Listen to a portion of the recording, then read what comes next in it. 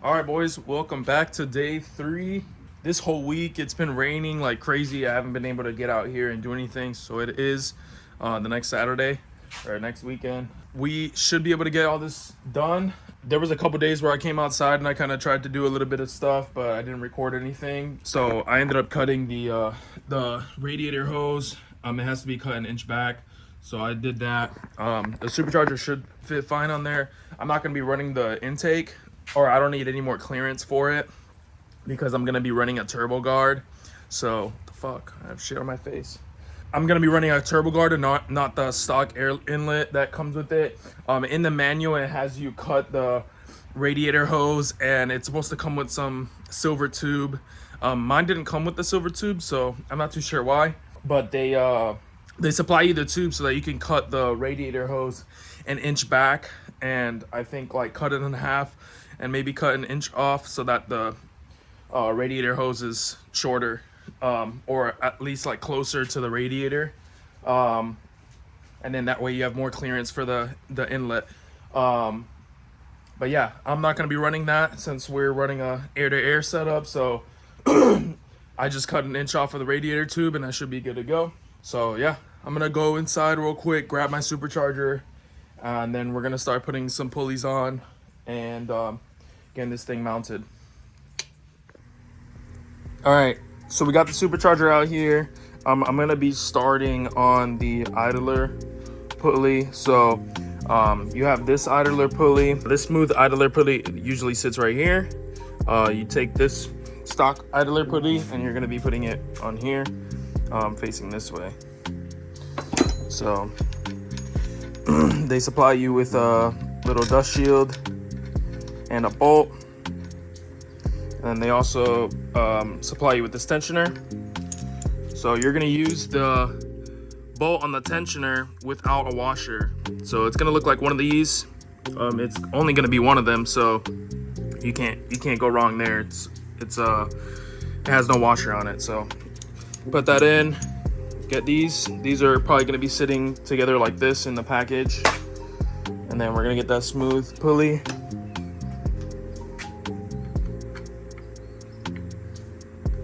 Have the pulley sit on there. Get your bolt.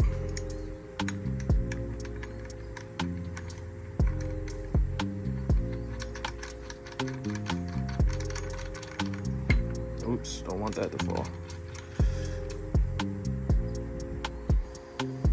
I'm hoping that's sitting right and it's not supposed to sit the other way. I think it might sit the other way, but we'll see. Let me check the manual real quick. All right, check the manual. It looks like this is correct, so should be good there. So you got that smooth pulley. You're gonna put that smooth pulley on here. We gotta tighten that down. Cool.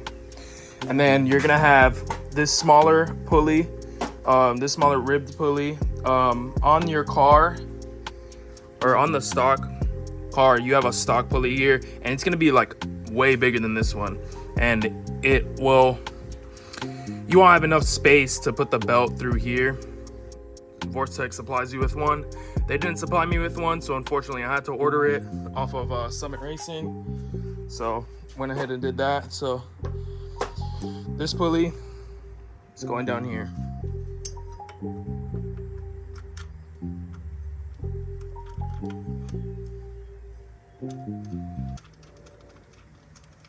Now you might have to shave down, I said this previously, but I'll say it again in this video.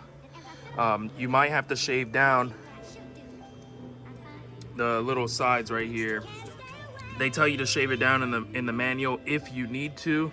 I did it just in case, just so that the pulley would sit on there. So this pulley's good. And then you're gonna get the smooth idler pulley that they supplied you with. Not too sure why they supplied me with this one. I think they gave me the wrong one.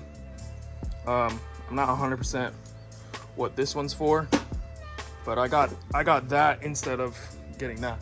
So then you're gonna get the smooth one, and we're gonna be putting the smooth one on as well. Smooth one goes up here.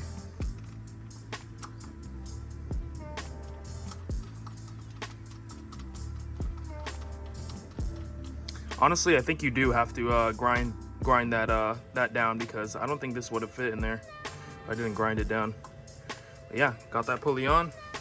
There you go. Now your pulleys are good. So I'm gonna go ahead, since I got the pulleys installed real quick, before we get to all the bolts and stuff, I want to double check the manual, make sure everything's good, make sure I got everything still, because I did mock this up at the shop and I kind of noticed that I was missing some things. The main thing being the drain plug for here. It actually goes on this side, so I'm missing the drain plug on there, so I had to order that. Unfortunately, that's another 50 bucks, but it is what it is, you know. I misplaced some stuff and that's my fault. So yeah, so we got that ordered up and out of the way. I got Harpell Auto Fab's coolant reservoir here that we're gonna be putting in real quick, and then we can get to the supercharger.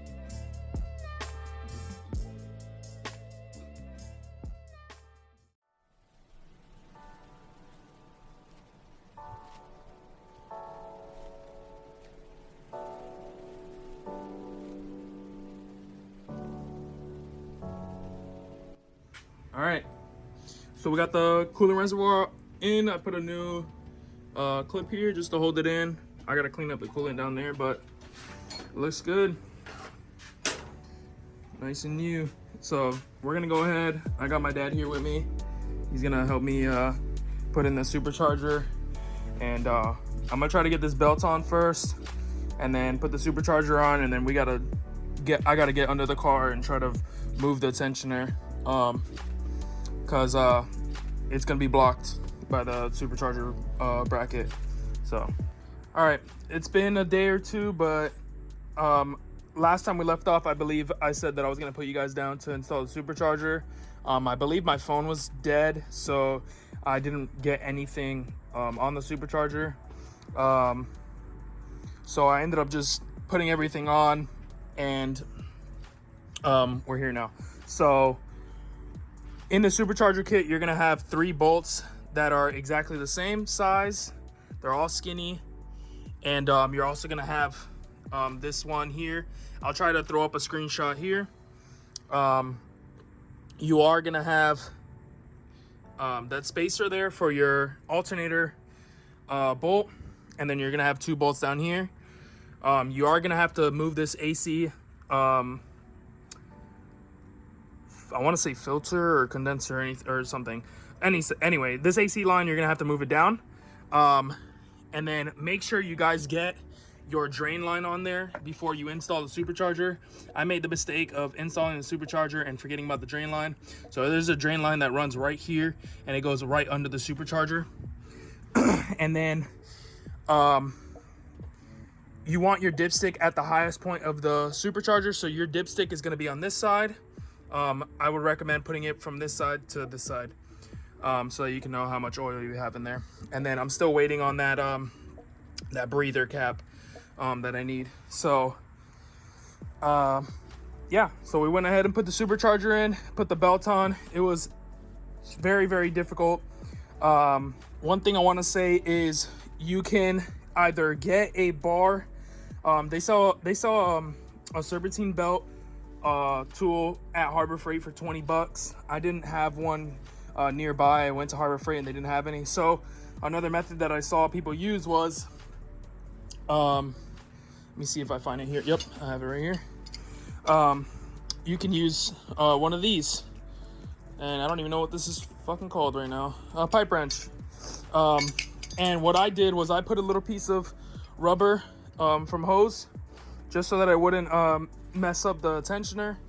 And I went ahead, put the pipe on there, or put the pipe wrench on there, pulled it down, and it worked exactly how I needed to. So what I did was I routed the belt all on the bottom side and had my dad hold up here. That way there was just tension at the top. And then what we did was we routed it completely around, because getting it back here is going to be pretty difficult. So I would say as you're putting the supercharger in, put this belt on, because you're not going to have too much space, especially back here, shoving the belt in there. So I would say put the belt on as you're putting the supercharger in, then bolt it all up after you have this lined up. And I would leave this top piece right here over the alternator. I would just leave it right here. It's gonna cut like this. So then that would give you enough leverage to play with the belt and be able to put the supercharger in and have a little bit of tension. So once you have that on there, then you can pull the tensioner and push the belt over here.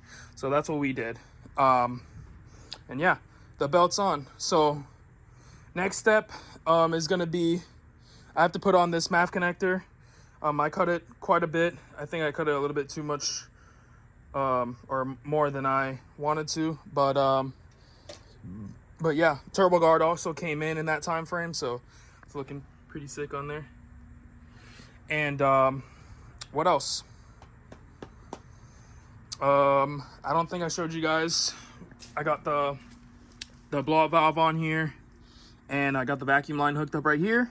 I'm gonna be running the catch can right here, so I do have another catch can. It's from LaMotta Boost Performance. Honestly, the reviews weren't the best on it, but I mean, mine came like perfectly fine. Like people were complaining about the fittings being loose, or whatever the case may be, and or like these holes not lining up on the bracket, because there's a little bracket that holds it. So I mean, everything for me fit up perfectly fine. There is a secondary bracket over here if you want to you know, mount it, I guess, more on the side. And yeah, I mean, it worked perfectly fine for me, so no complaints there. I'm gonna be bolting it up right here in the front, and what I'll do is I'll drill a hole, put a nut, or put a bolt through, and then put a nut on the other side and tighten it up. So I was gonna do it back here like I was saying before, but honestly, if the oil leaks or anything, I don't want it to leak onto the pipe or anything like that.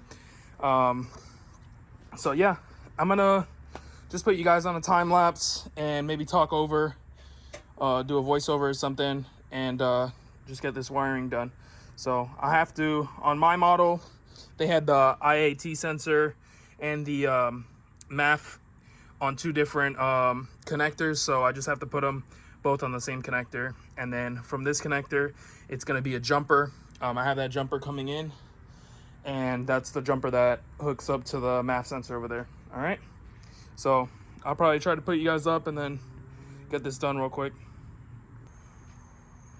All right, so you guys might not be able to see very well, but I went ahead and wired up the sensor. I used some soldering connectors, so if you guys want to order it, there you go. They're on Amazon. It's like 20 bucks a whole kit. It brings most of the gauges, so it's pretty good. So I went ahead and just matched them all up to where they belong, and yeah, just soldered it up. That's it. Pretty easy. So I'm just gonna loom this up and tape it up, make sure it's nice and neat. All right, so we got the connector all taken care of. It is daytime, it is Thanksgiving, so happy Thanksgiving to you guys. Hope everything's good with your families, and yeah, hope you guys enjoy your meal. We're gonna get right back into it. We gotta finish this catch can setup. I'm gonna finish it today for sure. So I have this bracket for the catch can that sits right above the reservoir. So it sits right here, and it doesn't really quite line up perfectly, so I am gonna have to see if I can get a Dremel or shave this out or something like that, or I might drill new holes through here, because I do want it to sit kind of sideways. So if let's say the back of the wall is here, I kind of want it to sit like this, if I can get it. I kind of want it to sit like that, so that the cables can run that way, because it's going to be sitting on the car like this, right? So I'm going to have to mark it. I'm going to have to mark the top holes right here with some white marker, and then put that on there, just so we can mark where I need to drill some new holes in, and we'll do that. All right, so change of plans. So I was saying that we were gonna cut this off, but I ended up being able to bend it, and then I'm just gonna have it angled. It's all fucked up right now because we were trying to straighten it out, but I basically just bent it so that it could sit straight like this on the frame, and then that way this has space to be able to go back, and that way I don't have to have it sitting forward. So yeah, I'm gonna go ahead and drill the holes real quick on the frame, and then we're gonna install this.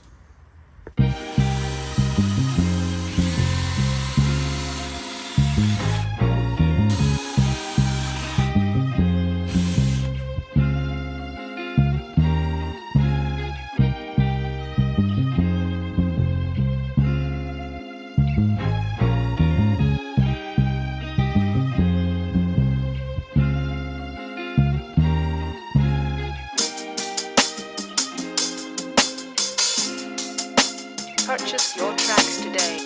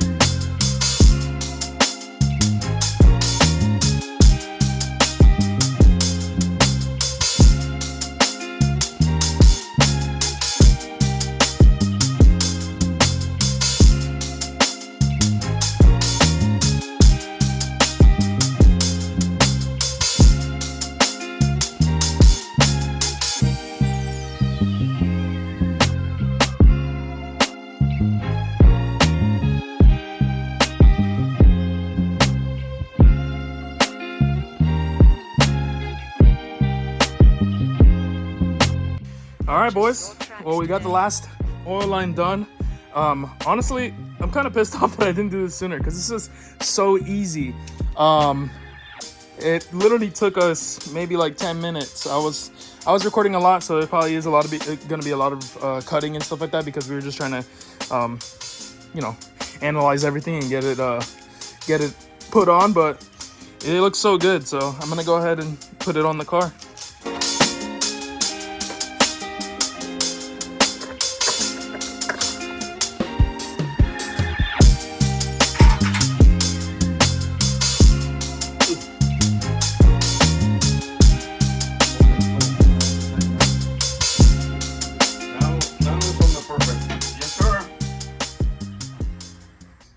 All right, boys, so we're done.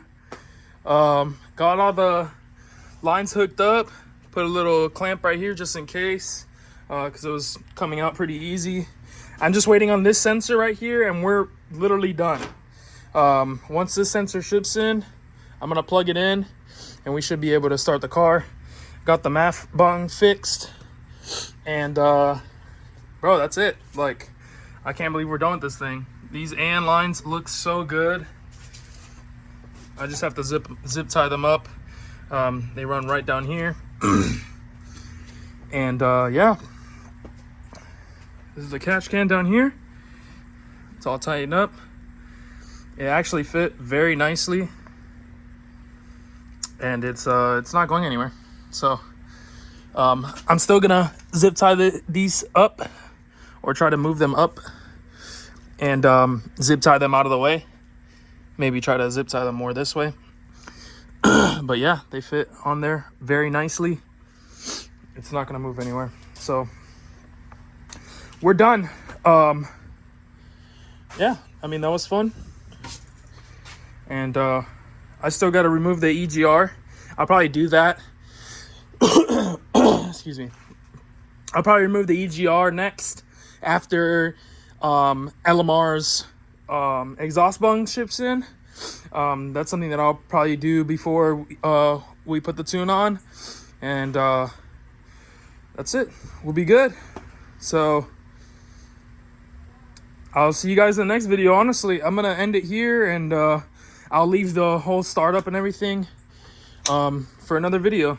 That way this video is not like 40 minutes long, and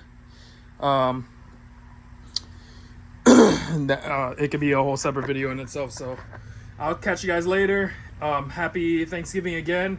Hope you guys enjoy your week or weekend, if you guys have Friday off as well. And I'll see you guys next video. Peace.